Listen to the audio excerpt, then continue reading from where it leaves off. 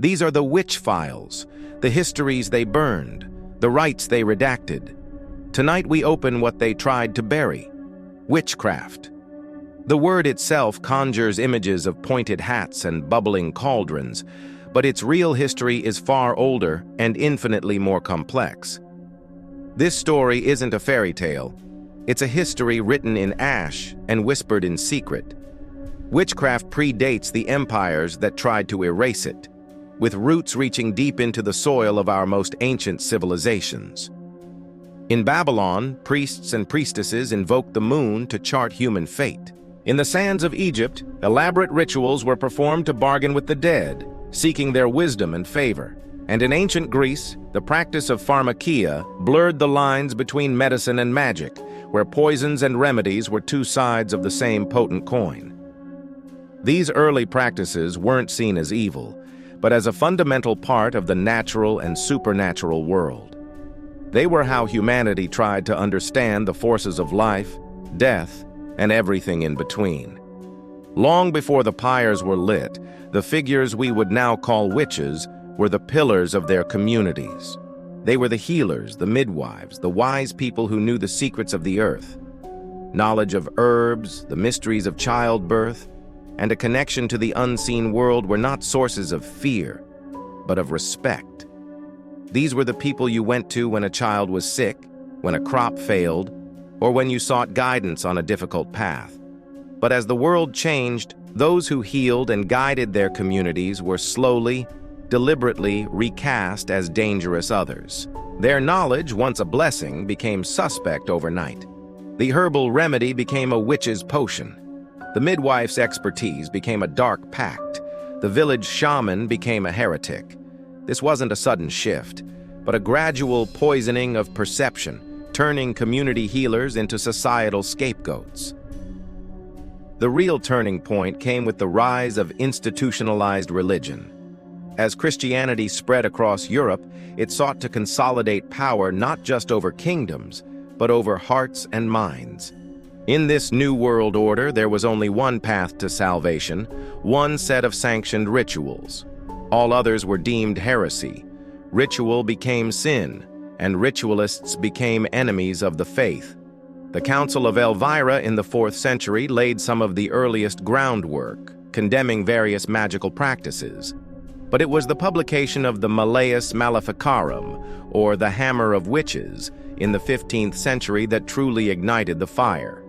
This infamous manual turned rumor into law and suspicion into a license for execution. It provided a theological justification for witch hunting and a detailed, brutal guide on how to identify, prosecute, and eliminate them. The war on magic had begun in earnest. What started as theological debate and scattered accusations soon spiraled into continent-wide terror. From the remote villages of Germany to the shores of Scotland, the witch hunts consumed communities in a fever of paranoia and mass hysteria. Accusations could come from anyone: a jealous neighbor, a frightened child, a rival in business. Once named, the accused had little hope. The legal systems were designed to prove guilt, not innocence. Methods like spectral evidence, where a victim's dream or vision of the accused was taken as fact, became commonplace, most famously in Salem. Torture was used systematically to extract confessions, creating a horrifying feedback loop where the accused would name others to stop the pain, feeding a machine of death that rarely stopped on its own. We often talk about the witch trials in terms of numbers, tens of thousands executed across Europe. But these are not just statistics. They are human lives, stories extinguished with brutal finality. They were mothers, midwives, and children accused by the very people they lived alongside. We have fragments of their stories from court records and personal testimonies that survived. We read of entire villages emptied, their names struck from records, their memory burned along with their bodies. Imagine the terror of being torn from your home, your children watching as you are accused of impossible crimes. The human cost was immeasurable, a generational trauma that shattered communities and erased entire lines of folk knowledge and tradition. This wasn't just a hunt for witches, It was a war on women, on the poor, on anyone who lived on the fringes. But even under the most intense persecution, you cannot completely destroy an idea. When public rituals were crushed, practitioners went underground. Knowledge that was once shared openly was now hidden, preserved in secret societies, and whispered from one generation to the next. Esoteric orders like the Rosicrucians and the Hermetic Order of the Golden Dawn emerged, preserving ancient ritual practices in coded texts, complex symbolism, and private ceremonies.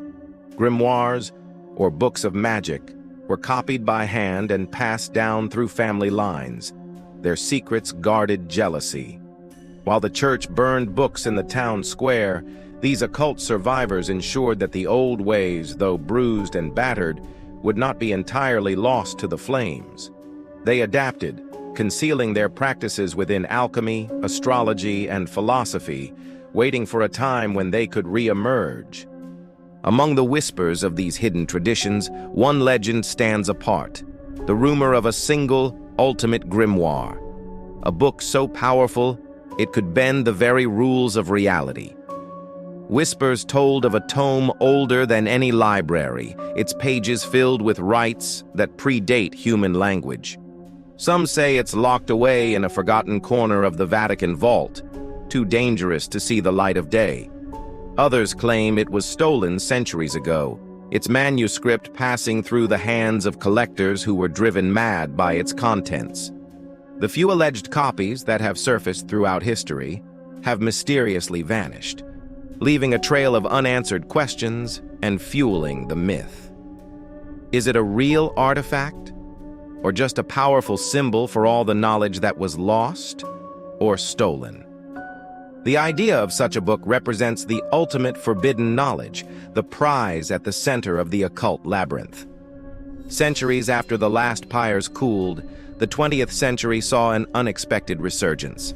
Witchcraft was rebirthed, not as a hidden survival, but as an open spiritual path and a tool of empowerment. The rise of Wicca, largely thanks to Gerald Gardner in the 1950s, reframed the witch as a nature-worshipping, goddess-revering priestess. Later, movements like chaos magic stripped ritual down to its psychological core, treating belief as a tool to be picked up and put down at will. Today, the internet has spread spells like recipes, and social media witches have commodified ritual into aesthetic trends. Depending on who you ask, modern witchcraft is either a profound reclamation of a persecuted identity or a shallow aesthetic, detached from its historical weight. The witch is now a feminist icon, a wellness influencer, and a TikTok trend all at once. But the interest in ritual and the power of the mind wasn't limited to spiritual seekers. If ritual works on the mind, governments began to ask a chilling question: can it be weaponized? During the Cold War, the CIA and other agencies delved into the occult in their search for an edge.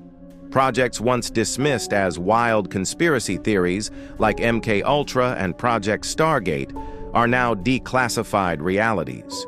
These programs explored mind control, remote viewing, and other psychic phenomena, sometimes using methods that bordered on ritualized psychological testing.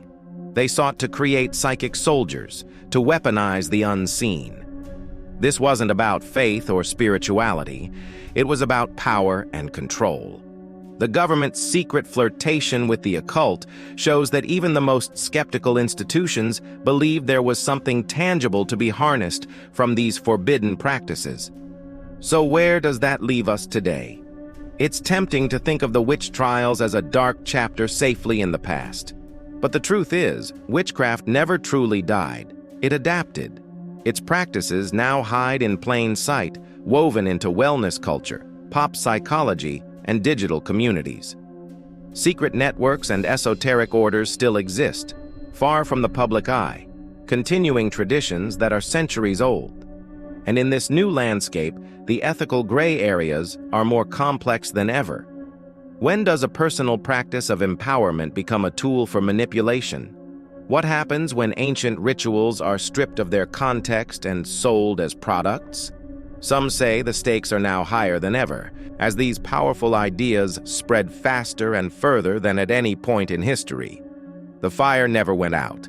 It just found new places to burn. They burned the names, and they burned the books.